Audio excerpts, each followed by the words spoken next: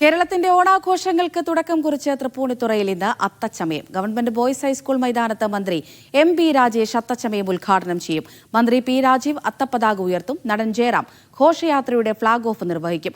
9:30 ഘോഷയാത്ര ആരംഭിക്കും. കലാപ്രകടനങ്ങൾ, നിശ്ചല ദൃശ്യങ്ങൾ തുടങ്ങിയവ ഘോഷയാത്രയ്ക്ക് മിഴിവേകും. തൃപ്പൂണിത്തുറയിൽ നിന്ന് മുഹമ്മദ് ആഷിഖ് വിവരങ്ങൾ നൽകാനായി ചേരുന്നുണ്ട്. ആഷിഖ്, എന്തായി അവിടെ? ഒരുക്കങ്ങളൊക്കെ പൂർത്തിയായോ? ഇനി അധികം നേരമില്ല സംസ്ഥാനത്തിലെ ഔദ്യോഗിക ഓണാഘോഷങ്ങൾക്ക് തുടക്കമാകാൻ. എല്ലാ ഒരുക്കങ്ങളും പൂർത്തിയായി കഴിഞ്ഞിരിക്കുന്നു. അത്തം ഘോഷയാത്രയിൽ ഒരുക്കാനുള്ള അണിനിരക്കാനുള്ള വിവിധങ്ങളായ രൂപങ്ങളെല്ലാം തയ്യാറായി. അതിന്റെ എല്ലാ സജ്ജീകരണങ്ങളും പൂർത്തിയായിരിക്കുകയാണ്. ഇനി ഔദ്യോഗിക ചടങ്ങ് കൂടി ആരംഭിച്ചാൽ മതി. അല്പസമയത്തിനകം പി. രാജീവ് വേദിയിലേക്ക് എത്തുകയും അത്തപ്പതാക ഉയർത്തുകയും ചെയ്യും. അതിനിവിടെ പ്രത്യേകമായി സജ്ജീകരിച്ചിരിക്കുന്ന കൊടിമരം അടക്കമുണ്ട്. അതിമനോഹരമായി അലങ്കരിച്ചിരിക്കുന്ന ഈ കൊടിമരത്തിലായിരിക്കും പി. രാജീവ് അത്തപ്പതാക ഉയർത്തുക. അതോടുകൂടി ഈ ഔദ്യോഗികമായൊരു തുടക്കം ആയി എന്ന് പറയാം. പിന്നീട് ഉദ്ഘാടന ചടങ്ങുണ്ട്. ഉദ്ഘാടന ചടങ്ങിൽ മന്ത്രി എം.പി. രാജേഷ് ചടങ്ങ് ഉദ്ഘാടനം ചെയ്യും.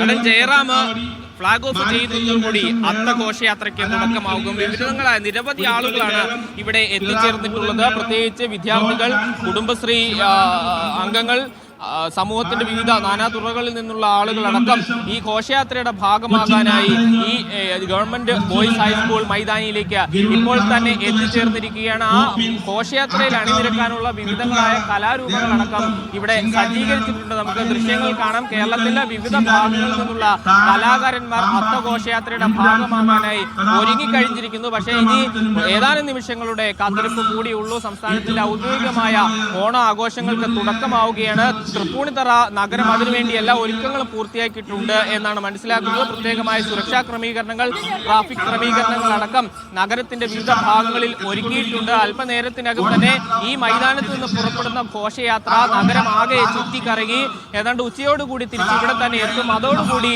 ഈ ഓണാഘോഷങ്ങളുടെ ഔദ്യോഗികമായ തുടക്കം നടക്കുകയായി എന്ന് തന്നെ പറയാം. ഏതായാലും അത്തം ഘോഷയാത്ര അല്പസമയത്തിനകം ആരംഭിക്കും. അമൃത.